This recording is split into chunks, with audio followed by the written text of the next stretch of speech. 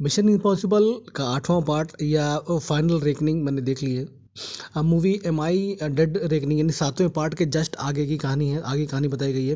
और 7वां पार्ट 2023 में रिलीज़ किया था। मैं आपको सीधी बात बताता हूँ कि MI यानी मिशन इम्पॉसिबल अपने हार्ड पार्ट के साथ टफ होती गई है। यानी फर्स्ट पार्ट में टफ हुई, सेकंड पार्ट में और टफ हुई, उसी तरह असेंडिंग ऑर्डर में टफ होती चली गई। इसका हर पार्ट इम्पॉसिबल थिंग्स हुए हैं, बट MI8 सबसे ज़्यादा टफेस्ट पार्ट है।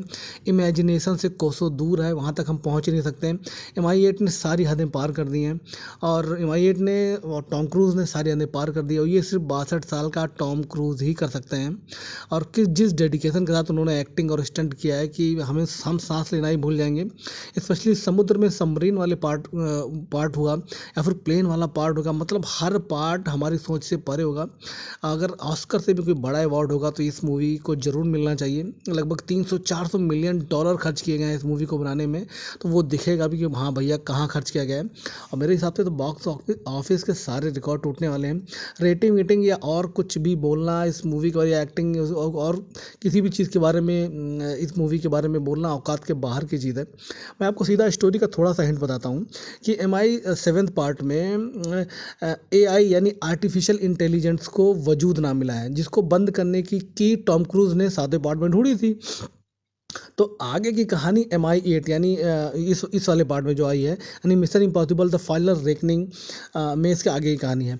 तो वजूद यानी AI दुनिया के हर एटॉमिक पावर कंट्री को, माने जिनके पास एटॉमिक पावर कंट्री है, उनके एटॉमिक सर्वर को हैक करके पूरी दुनिया के एटॉमिक बम्स का कंट्रोल चाहता है, ताकि वजूद जो भी चाहे वो कर सकता है। यानी मानव जाति को पूरी तरीके से वो ख़त्म करेगा, क्योंकि कंप्यूटर मशीन है तो वो कुछ भी कर सकता है।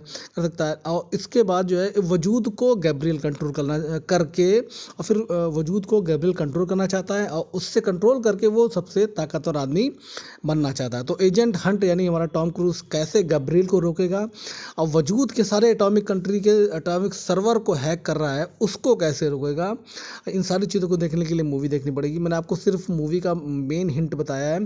पूरी मूवी लगभग 3 घंटे की है। इन 3 घंटों में आप एक अलग दुनिया में होंगे। फिल्म में इतनी चीज़ें होंगी कि माइंड को कोई कॉन्सेंट्रेट करना होगा। हर डायलॉग इम्पॉर्टेंट है। हमारे दोस्त रसिया को ये मूवी नहीं पसंद आएगी, और ये आप मूवी को देख कर पता चलेगा। 17 मई को सिनेमाघरों में रिलीज़ की गई है। दिमाग लगा कर देखने वाली मूवी है। और मैं आपको कुछ ऐसा इससे पहले ऐसा कुछ देखा ही नहीं गया है। टॉम क्रूज़ के लिए सच में ये मिशन इम्पॉसिबल था। 62 की एज में भी ऐसी एक्टिंग सिर्फ वही कर सकते हैं। तो अब फिल्म के